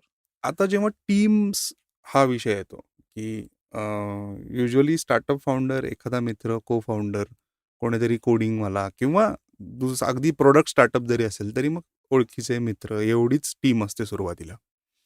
आणि जेव्हा स्केलिंग अपचा विषय येतो, प्रोडक्ट डेव्हलप होतं किंवा ऑपरेशन्स वाढायला लागतात, त्यावेळेस हायरिंग हा एक पार्ट असतो. तर स्टार्टअप आणि हायरिंग हे एक अजब कोड आहे. तर त्याविषयी सांग, कारण त्याच्यातही तुझी एक्सपर्टीज आहे आणि आत्ता मे बी आय थिंक तू त्याच्यावरतीच जास्त काम करतोयस, येस. म्हणजे टॅलेंट टॅलेंट ॲक्विजिशनवरती. ॲक्विजिशन तर म्हणजे त्याचं कसं अप्रोच केला पाहिजे स्टार्टअप्सनी किंवा कारण ती सगळ्यात अवघड गोष्ट आहे. तुम्हाला चांगले टीम मेंबर्स मिळणं आणि हल्ली बऱ्याच स्टार्टअप्स खूप चांगले पैसे पण देत आहेत. म्हणजे पूर्वीसारखं राहिलेलं नाही, की छोटी कंपनी आहे, पगार कमी आहे, असं पण नाहीये. बरोबर. तर या सगळ्या ह्याच्यामध्ये हायरिंगकडे स्टार्टअप फाउंडर्सनी कसं पाहिलं पाहिजे? आणि किती मेटिक्युलसली ह्याच्याकडे लक्ष देऊन चांगली लोकं कसे मिळवायचे? हे थोडंसं सांग. सो अगदी अगदी महत्त्वाचा प्रश्न विचारलायस तू. सो मला असं वाटतं तुमचं हायरिंग डिसाईड करतं तुमची कंपनीची पेस आणि डिरेक्शन काय असणार आहे. सो हं. तुमची लोकं ही सर्वात महत्त्वाची गोष्ट आहे. कारण मी नेहमी माझ्या वाक्यांमध्ये याचा उपयोग करत असतो, की जेवढं मोठं युद्ध तुम्हाला जिंकायचं आहे, तेवढी मोठी सेना तुम्हाला लागणार आहे. आणि जेवढी मोठी सेना लागणार आहे, तेवढे त्याचे सेनापती चांगले असले पाहिजे. जर सेनापती चांगले नसले, तर पानिपत कधी होतं हे आपल्याला कळत नाही. हं. सर्व असतानाही. तर जेव्हा आपण हायरिंग करतो, आता मी तुम्हाला एक बेसिक्स आपण याचे बघूया, की आता मी बऱ्याच वेळा बघितलंय, की स्टार्टअप्स जेव्हा सुरू होतात, तेव्हा फाउंडर्स पहिल्याच दिवशी मी बऱ्याच वेळा बघितले, की 6 महिन्याचा त्यांचा जर्नी झाला, की ते पहिल्या 6 महिन्यात येतात, "अरे, मला ना हे बिलकुलच जमत नाही. मी त्या मीटिंगमध्ये गेलो आणि त्याने मला हे विचारलं. हे मला आलंच नाही. मग आता मी लगेच मार्केटिंगचा माणूस हायर केला पाहिजे का? तर नाही. हं. मी आता सेल्सचा माणूस हायर केला पाहिजे का? नाही. तर ही जी आपण असे गांगरून जातो आपल्याला कारण काही कस्टमर्स तसे असणार, काही प्रॉस्पेक्ट तसे असणार, की जे तुम्हाला तसे काही प्रश्न विचारणार. त्यांची इच्छा असते, की स्टार्टअपने पण अगदी इन्फोसिससारखं तुम्हाला ट्रीट केलं पाहिजे. हं. तर असे कस्टमरला आपण किती प्राधान्य द्यायला पाहिजे हे आपल्यावर आहे ब सर्वप्रथम. बरोबर. त्याच्यावरनं आपण आपली हायरिंग डिसाईड करू नये. हं. हायरिंग ही नेहमी डिसाईड केली पाहिजे आपण आजपासनं 18 महिन्यानंतर काय करणार आहोत. करेक्ट. हायरिंगचं एक बेसिक आहे, की तुम्ही आजसाठी जर तुम्ही हायरिंग करत असाल, तर तुम्ही ऑलरेडी मिस्टेक करता. हं. तुम्ही हायरिंग केलं पाहिजे आजपासून 18 महिन्यानंतर तुम्ही कंपनीला कसं बघता, त्यानुसार तुम्ही आजचं हायरिंग केलं पाहिजे. हं. कारण एक रॉंग हायरिंग तुम्हाला 300% कॉस्ट देतं. हं. त्याचा फॉर्म्युला आहे सिंपल. हं. आता हायरिंग करताना काय गोष्टी असतात? तर हायरिंग करताना 3 मेजर पॅरामीटर्स असतात. हं. एक असतं माणसाचं पॅशन, दुसरं असतं माणसाचं स्किल आणि तिसरं असतं माणसाचा एक्सपिरियन्स. बरोबर. आता ह्या तिन्ही गोष्टी आपल्याला पहिल्याच दिवशी लागतात का? नाही. नाही लागत. कारण पहिल्या दिवशी आपल्याला हे पण माहीत नसतं, की आपलं टूल कोणी वापरणार आहे. बरोबर. त्या टूलचा प्रवास किती मोठा आहे, त्या प्लॅटफॉर्मचा प्रवास किती मोठा आहे, त्या सर्व्हिसचा प्रवास किती मोठा आहे आपल्याला माहीत नसतं. दुसरी महत्त्वाची गोष्ट आपल्याकडे तेवढे पैसे असतात का? तेवढे पैसे नसतात. तर अशा वेळेला आपण हायरिंग करताना काय केलं पाहिजे? तर अशा वेळेला आपण हायरिंग करताना पॅशनेट लोकं बघितले पाहिजे, हं. की जे त्या फाउंडर्सच्या आयडियासाठी आणि फाउंडरच्या पॅशनसाठी जुळतायत. बरोबर. ती लोकं आपल्याला पाहिजे. हं. कारण ती लोकं पैशासाठी आलेली नसतात. बरोबर. तर तुम्ही त्यांच्यावर रिलाय करू शकतात आणि सुरुवातीच्या काळात स्टार्टअपच्या पहिल्या 3 वर्षामध्ये सर्वांना सर्वी कामं करावी लागतात. येस. तुम्ही तिथे असं नाही म्हणू शकत, की "अरे, मग आता मी काल फोर्स मोटर्सला भेटून आलो आणि त्याने मला सांगितलं आता डेक बनवायचा आहे." मग आता तेव्हा तुम्ही असं म्हणा, "मी मार्केटिंगचा माणूस हायर करू का आता बनवायला?" हं. नाही. बरोबर. त्याच माणसाला ते बनवलं पाहिजे. पण तो जर माणूस पॅशनेट असेल, हं. तर तो कधीच असं म्हणणार नाही, की "सर मी बनवत नाही." तो म्हणेल, "चला बघूया, शिकूया." रात्रभर मी जागतो, काहीतरी करतो पण हे बनवतो. तर बरोबर. ते पॅशनचं आउटपुट जे असतं ते भयंकर त्याच्यामध्ये एक तीव्रता असते, त्याच्यामध्ये एक सीरियसनेस असतो ॲब्सोल्युटली. आणि एक इमोशनली कनेक्ट होतं. हं. तिथेच तुम्ही स्किलची लोकं आणली, तर तो लगेच तिथे म्हणणार, की माझ्यात हे स्किलच नाहीये. करेक्ट. तर त्या स्टेजला तुम्हाला स्किलची लोकं किंवा एक्सपिरियन्सची लोकं आणून उपयोग नाही. ह्या हं. स्केलला तुम्ही फक्त आणि फक्त पॅशनेट लोकं घेतले पाहिजे, की ज्यांना तुम्ही आज सांगितलं, की "अरे, आज ऑपरेशन्स करायचं गरजेचं आहे, कारण आपला सपोर्टचा माणूस नाहीये किंवा कोणी सांभाळायला बरोबर. नाही." तुम्ही तिथे ऑपरेशनमध्ये उतरला पाहिजे. तोच माणूस उद्या तुम्ही म्हटलं, की "अरे, उद्या 2 मीटिंग आल्या आहेत, 1 मीटिंगला मी जातोय, 1 मीटिंग तू हँडल कर." त्याने ती केली पाहिजे. तेव्हा त्याने असं नाही ॲब्सोल्युटली. म्हटलं पाहिजे, की मला हे येत नाही. तर हे ॲब्सोल्युटली. फक्त आणि फक्त पॅशनेट लोकच करू शकतात त्या स्टेजमध्ये. हं. त्याच्यामुळे पहिल्या स्टेजला तुम्ही पॅशन आणलं. दुसऱ्या स्टेजला कसं असतं, की जेव्हा तुमचं प्रॉडक्ट मार्केट फिट होतं आणि तुम्हाला कळायला लागतं, की अच्छा आता आपल्याला ना चांगले कस्टमर्स, प्रॉस्पेक्ट्स आपल्याला भेटायला लागलेत आणि त्यांना काही गोष्टी आपल्याला अ, दाखवाव्या लागतात, कराव्या लागतात. तिथे मात्र तुम्हाला थोडी स्किलफुल लोकं लागतात. हं. कारण आता तुमच्याकडे टेम्प्लेट आलेलं आहे. राइट. तुम्हाला आता कळालेलं आहे, कस्टमरशी कसं बोलायचंय. आता म्हणून तुम्हाला त्या स्किल्स लागतात. हं. की आता तुम्हाला तिथे एक हार्डकोर सेल्सचा माणूस पाहिजे, की अच्छा आता नवीन माणसाला पहिल्या भेटण्यापासून ते क्लोज करण्यापर्यंत तिथे स्किल तुम्हाला लागते. हं. करेक्ट. त्याच्यामुळे मग तिथे तुम्ही दुसऱ्या फेजमध्ये स्किलफुल लोकं घेतली पाहिजे, की ज्यांना स्किल आहे. कारण तुमच्याकडे आता पैसे आहेत, तुम्ही डिपार्टमेंट सेट केले आहेत, डिपार्टमेंट वाईज तुमच्याकडे सेग्रिगेशन आहे. तुमच्याकडे इनफ लीड्स आहेत, इनफ डिमांड आहे आणि तुमच्याकडे एक चांगलं प्रॉडक्ट आहे, जे तुम्ही लोकांना दाखवू शकता. हं. तिथं तुम्हाला स्किल असणं फार गरजेचं आहे. करेक्ट. तिथे तुम्ही पॅशनची जागा नाही भरू शकत. पुढच्या लेव्हलला जिथे तुम्हाला हे माहिती आहे, की आता तुम्हाला मोठ्या टीम्स मॅनेज करायच्या आहेत हं. किंवा जिओग्राफीज तुम्हाला अक्वायर करायच्या आहेत. Then you need experience. तिथे ॲब्सोल्युटली. नुसतं स्किल असून कामाचं नाही. करेक्ट. तिथे तुम्हाला एक्सपिरियन्स लागतं, की ज्या हं. एखाद्या माणसाने असं काहीतरी आधी करून दाखवलंय. हं. त्याच्याकडे ती प्रेडिक्टॅबिलिटी आहे, की मी एवढ्या काळामध्ये तुम्हाला हे सगळं सेट करून देणार. बरोबर. ते करणं त्या त्या स्टेजला फार महत्त्वाचं असतं.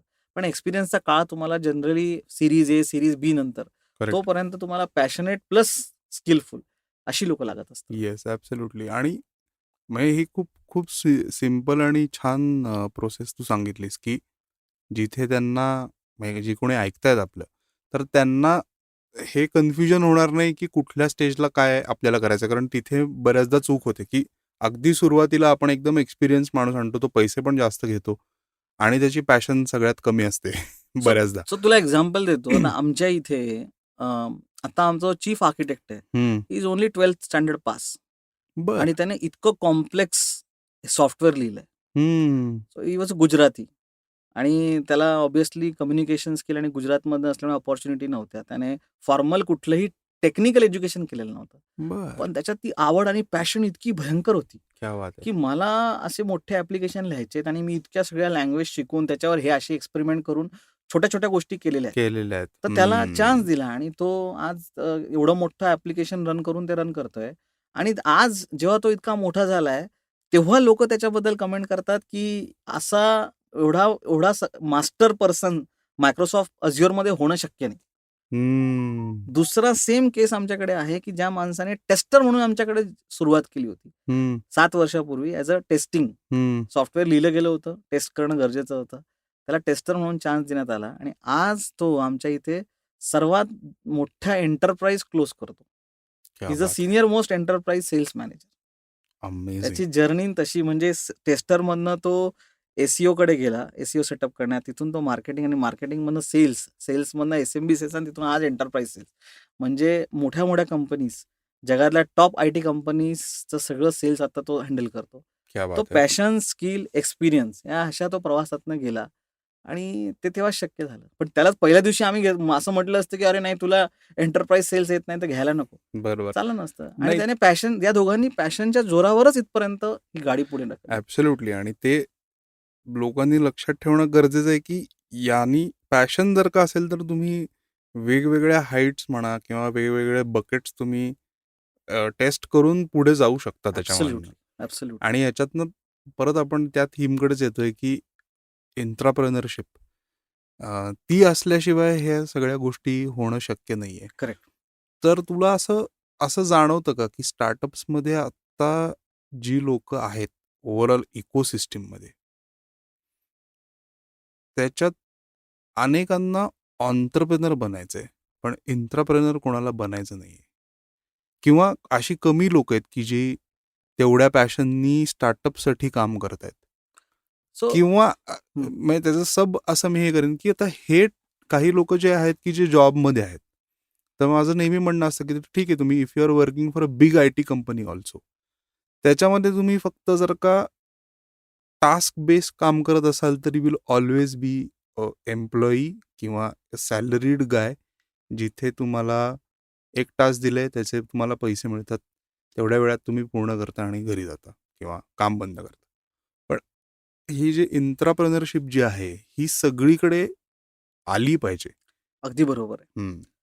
याच्यातला सगळ्यात मोठा भाग कसा आहे मी तुला सांगतो, की आता इंडियामध्ये क्रिकेटच का फॉलो केलं जातं? हम्म. काय कारण असेल याचं? काय वाटतं तुला? की इंडियामध्ये ते वेड्यासारखे का क्रिकेट बघतात लोकं? चांगला प्रश्न आहे. बरेच उत्तर आहेत. पण मोस्टली त्याला मिळालेलं जे काही ग्लॅमर आहे किंवा एक एक फन एलिमेंट जो जोडला गेलाय over the period of time. नाही, त्याचं सर्वात बेसिक कारण आहे, की फक्त इंडिया त्याच्यामध्येच जिंकतो. आणि ह्युमन हो. सायकॉलॉजी अशी असते, की माणूस ज्याच्यामध्ये जिंकतो, तीच गोष्ट माणसाला आवडते आणि नाईस. ऑटोमॅटिकली त्याला ग्लॅमर यायला लागतं. हम्म. आता हेच बाकीच्या आता आत्तापर्यंत भालाफेकमध्ये कोणाला काय इंटरेस्ट होता? करेक्ट. आता तिथे आपण जिंकायला लागलो, तर लोकांना त्यात इंटरेस्ट यायला लागला. बरोबर. तर ही सर्वसाधारण ह्युमन सायकॉलॉजी आहे. हम्म. हाच सेम कॉन्सेप्ट आपल्या प्रायव्हेट जॉबमध्ये पण अप्लाय होतो. हम्म. आत्तापर्यंत इंडियामध्ये तसे रोल मॉडेलच उभे झाले नाही. करेक्ट. आत्तापर्यंत इंडियामध्ये बिझनेसेस म्हटलं की आपण अंबानीज किंवा बिर्लाज यांच्याकडे बघत होतो. जे फॅमिली ड्रिव्हन बिझनेसेस आहेत. मोठे बिझनेसेस ऑलरेडी आहेत ते किंवा आहेत, ते पण फॅमिली ते ड्रिव्हन आहेत. ते करेक्ट. सगळे फॅमिली ड्रिव्हन आहेत. तर करेक्ट. आपल्याकडे ते रोल मॉडेल झाले. पण आत्ता आपल्याकडे रोल मॉडेल यायला सुरुवात झाली. N Chandra for yes. Example. Right. He is now at the TCS helm. Correct. Sundar Pichai आहे, सत्या नादेला आहे. ही करेक्ट. लोकं एंटरप्रेन्योर्सचं बेस्ट एक्झाम्पल आहे. येस. की तुम्ही एक जॉब जॉइन करताय एका कंपनीमध्ये, पण तुम्ही जे सगळे इनिशिएटिव्हज घेतले, तिथनं तुम्ही जे कंपनी ओव्हरऑल कंपनीवर जो इम्पॅक्ट क्रिएट केलाय, त्याच्यामुळे तुम्ही आज कुठे जाताय. करेक्ट. सो आत्ता ही जर्नी सुरू झाली आहे. येस. आत्ता हे रोल मॉडेल सगळे बनायला लागलेत ॲब्सोल्युटली. आणि नक्की आता ह्याच्या पुढे तुला इंडियामध्ये खूप एंटरप्रेन्योर दिसतील आणि मी पण त्याचाच एक भाग आहे. माझंही स्वप्न स्वतःचं तेच आहे, की तो इम्पॅक्ट मला क्रिएट करायचा आहे, की नाही आपण सगळी लोकं हम्म. इर्रेस्पेक्टिव्ह ऑफ द बॅकग्राऊंड तुम्ही काय आहे. पण हम्म. तुमचं ते जर पॅशन असेल आणि तुमच्यामध्ये तिच्यात तेवढी जिद्द असेल, की मी उभा राहीन, तर ते नक्की अचीव्ह करण्यासारखं आहे आणि खूप एक्झाम्पल इंडियामध्ये आहेत, करतील. आता ते जाण्याची वेळ आहे. ॲब्सोल्युटली. नाही खूपच पॉझिटिव्ह गोष्ट आहे सगळ्यांसाठीच. ॲब्सोल्युटली. आणि जसं जसं रिमोट वर्किंग असेल, टेक्नॉलॉजी असेल, ईज ऑफ ओपनिंग अ बिझनेस असेल, या सगळ्या गोष्टी जितक्या ओपन अप होत आहेत, तर अनेक स्टार्टअप्स येतील. पुण्यातले काय येतीलच, हा एक वेगळा भाग झाला. पण आपण मला इनफॅक्ट खूप फीडबॅक चांगला येतोय पॉडकास्टमधनं, जिथे टियर 2, टियर 3 सिटीजमधनं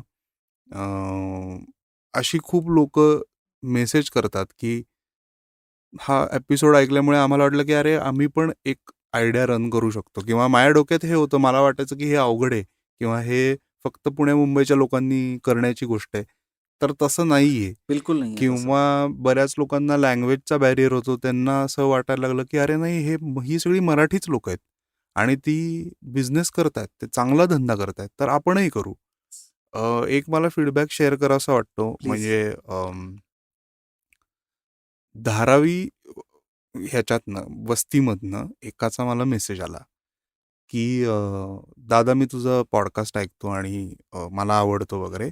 तर मी कंपनी चालू करणार आहे. तर तू माझ्या कंपनीचा CEO बनशील का?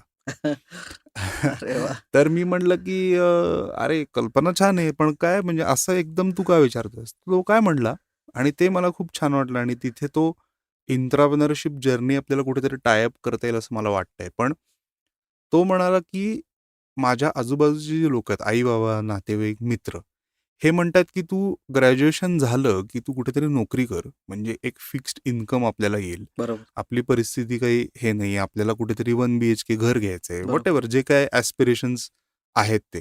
पण मला 2-3 आयडियाज आहेत आणि मला त्याच्यावरती वर्क करायचंय. तर मी हे तुझा पॉडकास्ट पण त्यांना ऐकवणार आहे आणि जर का तू सपोर्ट केलंस मला, तर I will start a business. क्या बात! तर म्हणजे आता हे हे खूप म्हणजे मला खूप छान वाटलं. खूपच. ज्याच्यातनं आता त्याच्याबरोबर काय डायलॉग होईल पुढे बघू आपण. पण ही जी जर्नी पिकअप होती आत्ता, तर that is very, very, very encouraging. खूपच जास्त आणि त्यात मी स्पेशली तुला सांगतो, की आता जी जेन झी आणि जेन वाय आपण म्हणतो, हम्म. त्या लोकांचा जो उत्साह आहे आणि जी रिस्क टेकिंग ॲबिलिटीज आहेत, करेक्ट. म्हणजे मला कमाल वाटते. म्हणजे या वयात मी स्वतः काय विचार करायचो आणि ही लोकं जेव्हा आता ऑफिस जॉइन करतात आमच्याबरोबर आणि आम्ही विचार करतो, ही लोकं काय करतात? करेक्ट. प्रचंड पोटेन्शियल आहे आणि ही लोकं खूप काही करू शकतात आणि करतील. कारण त्यांना आता ते बेसिक प्रॉब्लेम्सबद्दल त्यांच्या डोक्यात विचार नाही आहेत. कारण आमच्या काळात मला ते असायचं, की अरे आता आपल्याला गाडी घ्यायची आहे, मग काय करायचं? मग हे कसं करायचं? हे लोकं या सगळ्या थॉटपासून फ्री आहेत आणि फ्री आहेत. ह्यांच्याकडे खूप मोठी एक्झाम्पल्स आहेत. हम्म. इंडियामध्ये Flipkart आहे करेक्ट. किंवा भारत पे आहे, लेन्सकार्ट आहे. लेन्सकार्ट आहे, Yes. बोट आहे. तर ह्या स्टार्टअप्सनी बरंच ते एक इन्स्पिरेशन आणि एक रोल मॉडेल्स क्रिएट केलेत Correct. आणि हे सगळे फॉलो करतायत आणि चांगलं आहे ॲब्सोल्युटली. आणि सेम थिंग मला आत्ता कळते, म्हणजे जस्ट शेवटची 2 मिनिटं, की सेम गोष्टी आता स्टार्टअपच्या आतमध्ये पण होत आहेत. म्हणजे आधी कसं होतं, की कंपनी म्हटली, की तिथे फाउंडर किंवा जो ओनर असायचा दादा असायचा. अशा ठिकाणी आता लोकं काम नाही करू शकत. सो आता लोकांना सुद्धा ओपन कल्चरमध्ये काम करायचं, राईट. की जिथे सगळ्या गोष्टींना वाव आहे. जिथे त्यांना पण तेवढंच महत्त्व दिलं जातं जितकं फाउंडरला आहे. सो अशा ठिकाणी त्याच्यामुळे आता फाउंडर्सला पण जर टॅलेंट अक्वायर करायचं असेल, तर they need to be very open आणि त्यांना सगळ्या गोष्टींना त्यांना एम्प्लॉईजसाठी पण वाव दिला जातो. त्यांना तेवढी मोकळीक दिली जाते. तरच ते पुढे जाणार. त्याच्यामुळे आता एम्प्लॉईजला कंपनीच्या आतमध्ये पण एक्सपेरिमेंट्स करण्यासाठी, इनिशिएटिव्ह घेण्यासाठी भरपूर वाव आहे. तर ही राईट. खूप चांगली गोष्ट आहे. Yes, absolutely. आणि अशी स्टार्टअप इकोसिस्टम मोठी झाली तर खूप सारे एक्झाम्पल्स येतील आणि एक काय म्हणतात, तरी आपण अजून त्या जॉब सॅटिस्फॅक्शनवरती गेलो नाही. तो Correct. मोठा विषय. पण नंदलेस जे पॅशनेट गोष्ट आपल्याला करायला जी मजा येते, करेक्ट. ते आपल्याला झोप बेसिकली चांगली लागली पाहिजे. अगदी बरोबर. आणि पियुष, खूप मस्त गप्पा झाल्या. एवढा वेळ तू दिलास आणि मे बी आपण एखादा राऊंड 2 पण करूया. नक्कीच मला आवडेल. मे बी स्टार्टअप कल्चरवरती नक्की. मला तुझ्याशी बोलायला आवडेल. कारण तू वेगवेगळ्या स्टार्टअप्समध्ये काम केलेलेस आणि त्यामुळे तुझ्या डोक्यातही काही स्ट्रक्चर असेल मे बी, किंवा एक लाईन असेल की असं कल्चर केलं तर खूप मजा येईल. नक्की. तर मस्त मजा आली आणि थँक्स अ लॉट. मलाही खूप मजा आली. थँक्यू. इतक्या मनमोकळेपणाने खूप दिवसानंतर गप्पा मारल्या मी कोणाशी तरी. अरे क्या बात आहे. थँक्यू. Yes, thank you. चला, सो मंडळी, आपण भेटूया पुढच्या एपिसोडमध्ये अशाच एखाद्या गेस्टसोबत किंवा एखाद्या आयडियासोबत. तोपर्यंत राम राम.